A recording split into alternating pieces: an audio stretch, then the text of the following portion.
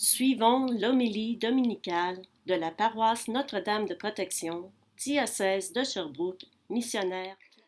Mes chers frères et sœurs, je suis votre humble serviteur au nom de la paroisse Notre-Dame de Protection. Je vous présente l'homélie du deuxième dimanche de Pâques ou dimanche de la miséricorde divine.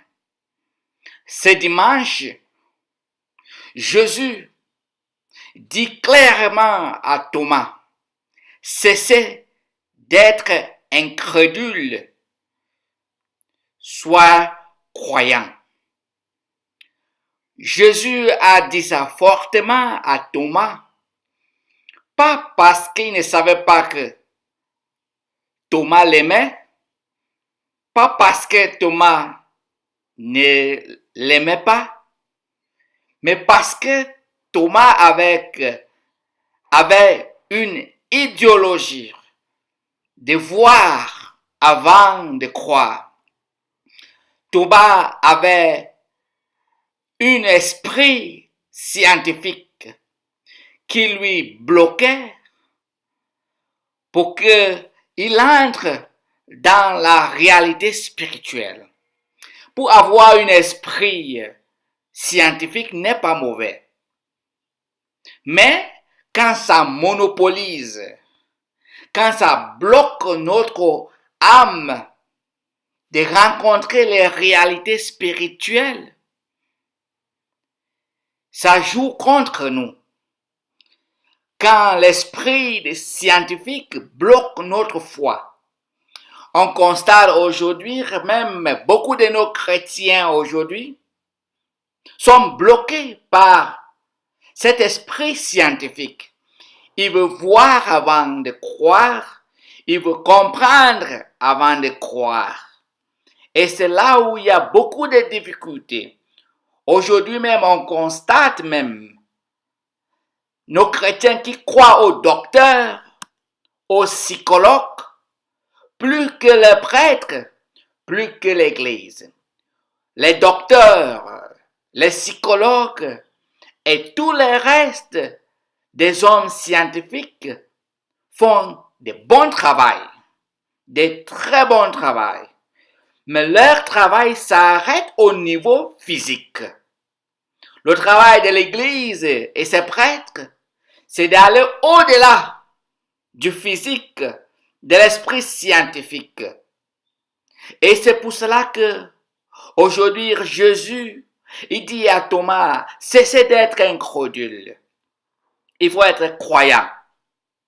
Et c'est parce que on accepte cette réalité que notre âme est capable d'aller en rencontre avec son maître, qui est Jésus-Christ, qui est Dieu. Et là, il entre en la réalité spirituelle. Et c'est pour cela que dans notre première lecture, on constate que les apôtres avaient compris cela. Ils ont accepté cette réalité. Ils se sont abandonnés. Oui, ils se sont abandonnés au Christ. Et ils ont commencé la mission. Et c'est pour cela que notre première lecture, Saint Jean nous dit, à Jérusalem, par les mains des apôtres, beaucoup de signes et de prodigues s'accomplissèrent dans le peuple. Tous les croyants d'un même cœur se tenaient sur le portique de Salomon. Personne d'autre n'osait se joindre à eux. Cependant, tout le peuple s'attachait au Seigneur. On allait jusqu'à sortir les malades sur les places en les mettant sur des civières et des braqueras. Ainsi, au passage de Pierre, son ombre couvrait l'un ou l'autre.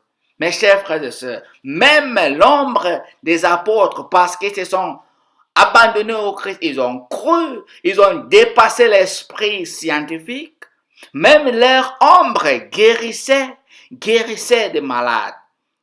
Et pour entrer dans cette logique et laisser nos âmes rencontrer son Maître et collaborer avec Dieu pour que l'Esprit Saint que Jésus a donné à ses apôtres agisse en nous, il faut la persévérance, selon notre deuxième lecture. Il faut la persévérance dans la croyance en Jésus-Christ.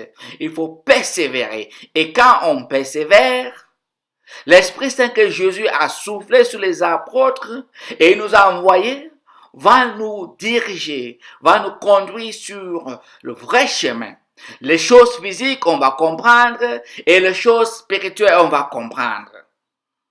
Mes chers frères et sœurs, c'est ici que le Seigneur nous rappelle que l'esprit des doutes est l'une des choses qui nous bloque à grandir spirituellement. Rejetons l'esprit des doutes, rejetons l'esprit scientifique du monde, et c'est ce que le monde nous enseigne aujourd'hui. Le monde veut nous faire croire que tout est possible avec l'homme. Non, tout est possible avec Dieu, pas avec l'homme. L'homme a sa limite, c'est pour cela qu'il est mortel et Dieu est immortel. Il est éternel. Il ne fonctionne pas selon le temps.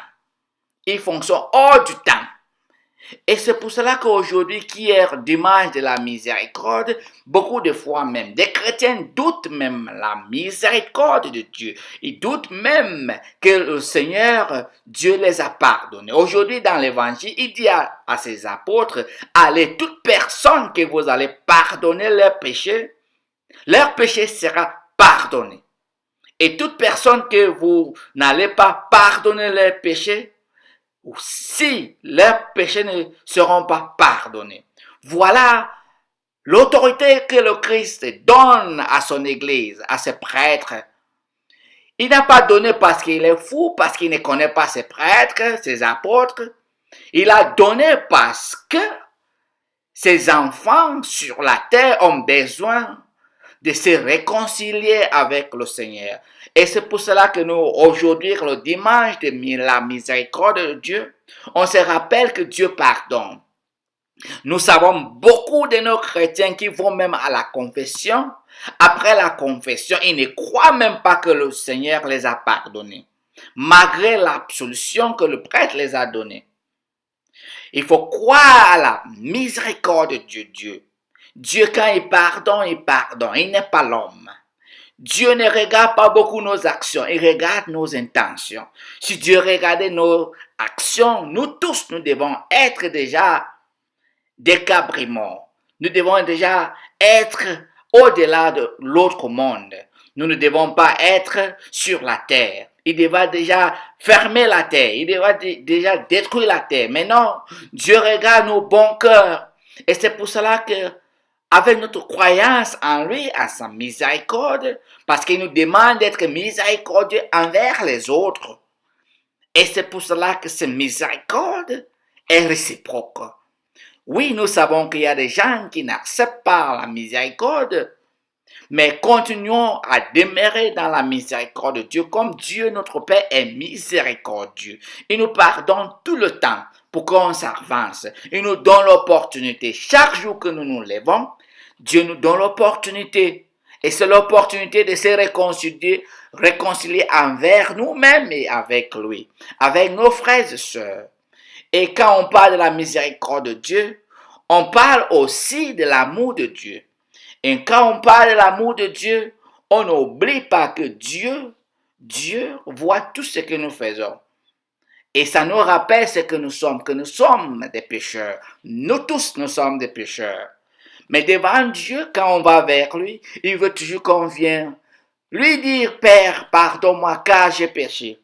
Et je n'aimerais plus continuer dans ce péché. Je vais faire l'effort par ta sainte grâce. Et c'est pour ça que nous disons durant la confession, par ta sainte grâce, je suis déterminé de ne plus t'offenser, mais de faire pénitence.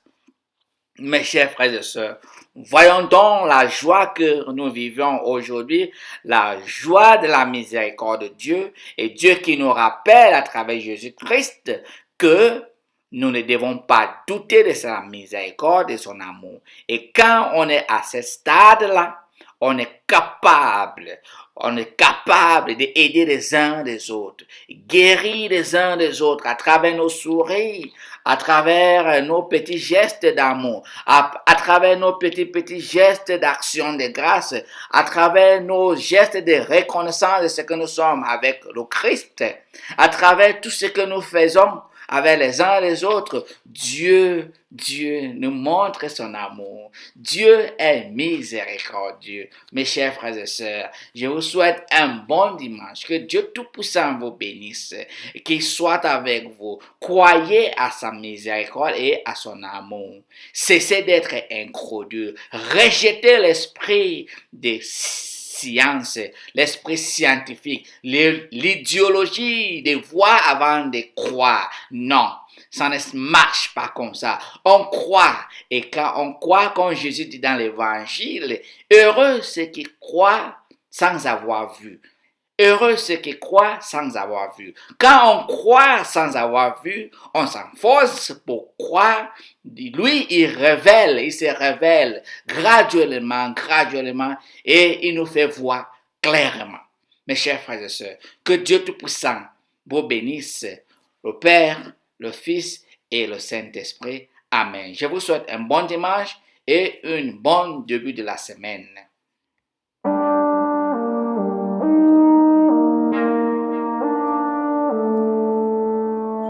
Here is a prayer that will free the world from God's anger.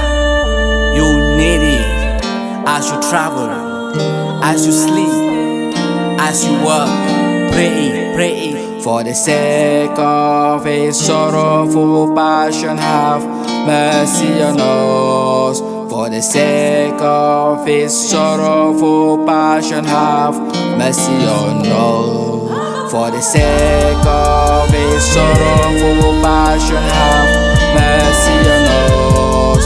For the sake of His sorrowful passion, have mercy on us. And the whole world.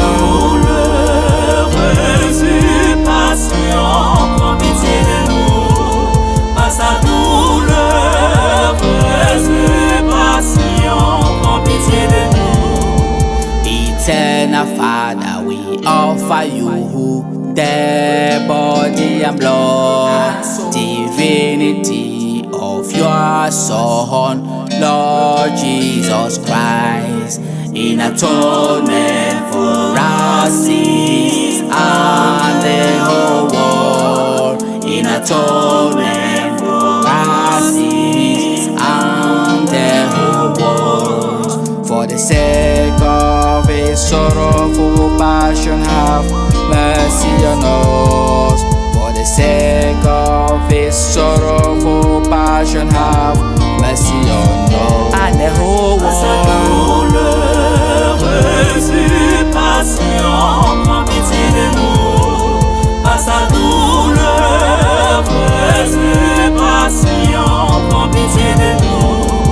For the sake of His sorrowful passion, have mercy on us. For the sake of His sorrowful passion, have mercy on us. For the sake of His sorrowful passion, have mercy on us. For the sake of His sorrowful passion, have mercy on us.